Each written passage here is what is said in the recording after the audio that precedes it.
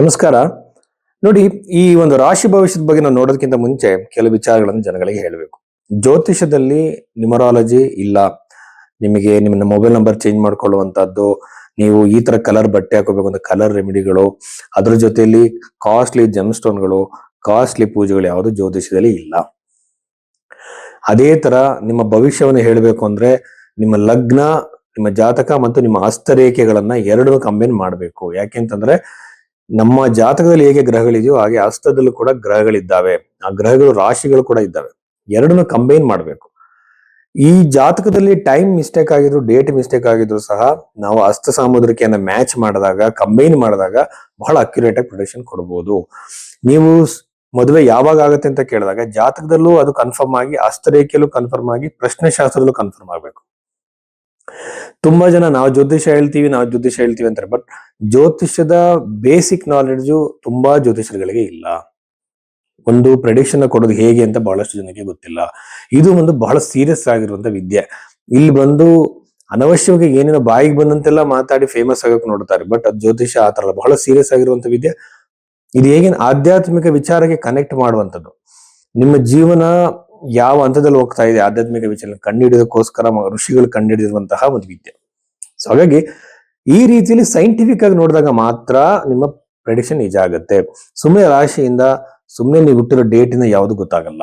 So ಇದನ್ನ ತಿಳ್ಕೊಳ್ಳಿ. ಭೈರವಿ ಅಷ್ಟೋದಲ್ಲಿ ಈ ರೀತಿ ಹಸ್ತರೇಖೆ ಮತ್ತು ಜಾತಕ ಎರಡನ್ನು ಕಂಬೈನ್ ಮಾಡಿ ನೋಡೋದಕ್ಕೆ ನೀವು ಕನ್ಸಲ್ಟೇಷನ್ ಬುಕ್ ಮಾಡಿ. ಕರ್ಕಾಟಕ ರಾಶಿ 2026 ಜುಲೈ ತಿಂಗಳ ಈ ಒಂದು ವಾರ ಫಲದಲ್ಲಿ ನಾವು ನೋಡೋದಾದ್ರೆ, ರಾಶಿಯಲ್ಲಿರುವಂತಹ ಗುರುಗ್ರಹ, ಇದು ಶುಭ ಗ್ರಹನಾಗಿರೋದ್ರಿಂದ ಗುರುಗ್ರಹ ನಿಮಗೆ ವಿವಾಹದ ಯೋಗವನ್ನ ಕ್ರಿಯೇಟ್ ಮಾಡ್ತಾನೆ. ವಿವಾಹ ಕ್ರಿಯೇಟ್ ಆಗುತ್ತೆ, ವಿವಾಹ ಸಂಬಂಧಗಳು ಬರುತ್ತೆ, ಮದುವೆ ಸಂಬಂಧಗಳು ಬರುತ್ತೆ, ಎಂಗೇಜ್ಮೆಂಟ್ಗಳಾಗುತ್ತೆ, ಶುಭ ಕಾರ್ಯಗಳು ನಡೆಯುತ್ತೆ. ನಿಮಗೆ ಅನ್ಕೊಂಡೇ ಇರಲ್ಲ ಈ ವ್ಯಕ್ತಿ ಜೊತೆ ಮದುವೆ ಆಗುತ್ತೆ ಅಂತ ಹೇಳಿ. ಅಂದ್ರೆ ಆಕಸ್ಮಿಕವಾಗಿ ಪರಿಚಯ ಆಗಿ, ಆಕಸ್ಮಿಕವಾಗಿ ಸಡನ್ ಆಗಿ ಮದುವೆ ಆಗುವಂತ ಸಾಧ್ಯತೆಗಳು, ಶುಭ ಕಾರ್ಯಗಳು ನಡೆಯುವಂತ ಸಾಧ್ಯತೆಗಳು ಕರ್ಕಾಟಕ ರಾಶಿಯವರಿಗೆ ಅತಿ ಹೆಚ್ಚಾಗಿದೆ. ಮ್ಯಾರಿಟಲ್ ಲೈಫ್ ಅಲ್ಲಿ ಕಿರಿಕಿರಿಗಳು ಬಂದು ಜಗಳಗಳಾಗಿ ಕೋರ್ಟ್ ಅಲ್ಲಿ ಕೇಸ್ ಇರುತ್ತೆ, ಬಿಟ್ಟು ಹೋಗಿರ್ತಾರೆ, ಗಂಡ ಹೆಂಡತಿ ಗಂಡನ ಬಿಟ್ಟು ಹೋಗಿರ್ತಾರೆ. ಈ ಟೈಮಲ್ಲಿ ಕೂಡ ಕಾಂಪ್ರಮೈಸಿಂಗ್ ಪಾಸಿಬಿಲಿಟೀಸ್ ಅತಿ ಹೆಚ್ಚಾಗಿರುತ್ತೆ ಅಂತ ಹೇಳ್ಬೋದು ಕರ್ಕಾಟಕ ರಾಶಿಯಲ್ಲಿ ಜನಿಸಿದಂತವರಿಗೆ. ಕರ್ಕಾಟಕ ರಾಶಿಯಲ್ಲಿ ಜನಿಸಿದಂತವ್ರಿಗೆ ಸೋಷಿಯಲ್ ಮೀಡಿಯಾದಲ್ಲಿ ಫೇಮಸ್ ಆಗ್ಬೇಕು ಅಂತಿರೋರಿಗೆ, ಹಾಗೇನೆ ದೂರ ಪ್ರಯಾಣದಲ್ಲಿ ಯಾವ್ದಾದ್ರು ಪುಣ್ಯಕ್ಷೇತ್ರಕ್ಕೆ, ದೂರದ ಒಂದು ಪುಣ್ಯಕ್ಷೇತ್ರಗಳಿಗೆ ಹೋಗ್ಬೇಕು ಅಂತ ನೀವು ಅನ್ಕೊಂಡಿದ್ರೆ, ಆ ಕಾರ್ಯಕ್ರಮಗಳನ್ನ ಹಮ್ಮಿಕೊಂಡಿದ್ರೆ, ಮನಸ್ಸಲ್ಲಿ ಅನ್ಕೊಂಡಿದ್ರೆ ಅದು ನೆರವೇರುತ್ತೆ. ವಿದ್ಯಾರ್ಥಿಗಳಿಗೆ ಏಕಾಗ್ರತೆ ಬಹಳ ಚೆನ್ನಾಗಿರುತ್ತೆ. ಎಂಟ್ರೆನ್ಸ್ ಎಕ್ಸಾಮ್ಸ್ ಗಳಾಗಿರ್ಬೋದು, ಬೇರೆ ತರದ ಕಾಂಪಿಟೇಟಿವ್ ಎಕ್ಸಾಮ್ಗಳನ್ನ ಬರೆಯೋರಿಗೆ ಬಹಳ ಚೆನ್ನಾಗಿ ಆಗ್ಬರುತ್ತೆ. ಒಳ್ಳೆ ಸ್ಕೋರ್ ಕೂಡ ಬರೋ ಸಾಧ್ಯತೆ ಇರುತ್ತೆ. ಪ್ರೇಮಿಗಳಲ್ಲೂ ಕೂಡ ಒಳ್ಳೆಯ ಸಂಬಂಧ ಕ್ರಿಯೇಟ್ ಆಗುತ್ತೆ. ಅತಿ ಹೆಚ್ಚಾಗಿ ಜಗಳ ಮಾಡ್ಕೊಳ್ಳುವಂತವ್ರು, ಅತಿ ಹೆಚ್ಚಾಗಿ ಕಿರಿಕಿರಿ ಮಾಡ್ಕೊಳ್ತಿದ್ದಂತ ಪ್ರೇಮಿಗಳು ಪುನಃ ಕಾಂಪ್ರಮೈಸ್ ಆಗುವಂತ ಸಾಧ್ಯತೆ ಈ ಒಂದು ಕರ್ಕಾಟಕ ರಾಶಿಯಲ್ಲಿ ಜನಿಸಿದಂತವ್ರಿಗೆ ಇರುತ್ತೆ. ಅಷ್ಟಮದಲ್ಲಿ ರಾಹು ಇರುವುದು ಒಳ್ಳೆಯದಲ್ಲ. ಇದು ವೈವಾಹಿಕ ಜೀವನದಲ್ಲಿ ಕಿರಿಕಿರಿಗಳನ್ನ ಮಾಡುತ್ತೆ. ಮದುವೆ ಕ್ರಿಯೇಟ್ ಮಾಡುವಂತದ್ದು ಗುರುಗ್ರಹ. ಮ್ಯಾರಿಟಲ್ ಲೈಫ್ ಅಲ್ಲಿ ಕಿರಿಕಿರಿಗಳನ್ನ ರಾಹು ಗ್ರಹ ಉಂಟು ಮಾಡುತ್ತೆ, ಆಲ್ರೆಡಿ ಮದುವೆ ಆದವರಿಗೆ. ಈ ವಿಚಾರದಲ್ಲಿ ಸ್ವಲ್ಪ ನೀವು ತಾಳ್ಮೆಯನ್ನ ವಹಿಸಬೇಕಾಗತ್ತೆ. ಹಾಗೇನೆ ಪ್ರಾಪರ್ಟಿ ರಿಲೇಟೆಡ್ ಡಿಸ್ಪ್ಯೂಟ್ಗಳು ಬರುವಂತ ಸಾಧ್ಯತೆ ಅತಿ ಹೆಚ್ಚಾಗಿರುತ್ತೆ ರಾಹು ಗ್ರಹದಿಂದ. ಯಾಕೆಂತಂದ್ರೆ ಪ್ರಾಪರ್ಟಿ ಒಂದೆಲ್ಲ, ದಶಮಾಧಿಪತಿಗೆ ಅಷ್ಟಮದಿಂದ ರಾಹು ನೋಡುವಂತದ್ದು ಯೂಶುವಲ್ ಆಗಿ ನಿಮ್ಮ ಕರಿಯರ್ ಅಲ್ಲಿ ಸಡನ್ ಚೇಂಜಸ್ ಇರುತ್ತೆ. ಜಾಬ್ ಚೇಂಜ್ ಆಗ್ಬೋದು, ಪ್ಲೇಸ್ ಚೇಂಜ್ ಆಗ್ಬೋದು, ಅಥವಾ ನಿಮ್ಮ ಕರಿಯರ್ ಅಲ್ಲಿ ಅನವಶ್ಯಕ ಟೆನ್ಷನ್ಗಳು ಕ್ರಿಯೇಟ್ ಆಗ್ಬೋದು. ಈ ದಿನ ಕೆಲಸ ಮಾಡ್ತಿರೋ ಯಾರೋ ಒಬ್ಬ ಹೊಸ ವ್ಯಕ್ತಿ ಕೆಲಸಕ್ಕೆ ಸೇರಿ ನಿಮಗೆ ತೊಂದರೆ ಕೊಡೋಕೆ ಸ್ಟಾರ್ಟ್ ಮಾಡ್ಬೋದು. ನಾನಾ ತರದ ಟೆನ್ಷನ್ಗಳು, ಸಡನ್ ಆಗಿ ಕೆಲಸನೇ ಬಿಟ್ಟು ಬೇರೆ ಕಡೆ ಹೋಗೋಣ, ಬಿಸ್ನೆಸ್ ಮಾಡೋಣ, ವ್ಯವಹಾರ ಮಾಡೋಣ ಅನ್ನುವಂತ ಭಾವನೆಗಳು ನಿಮ್ಮ ಮನಸ್ಸಲ್ಲಿ ಹೆಚ್ಚಾಗಿ ಬರುವಂತ ಸಾಧ್ಯತೆ ಈ ಒಂದು ಕರ್ಕಾಟಕ ರಾಶಿಯವರಿಗೆ ಅತಿ ಹೆಚ್ಚಾಗಿದೆ.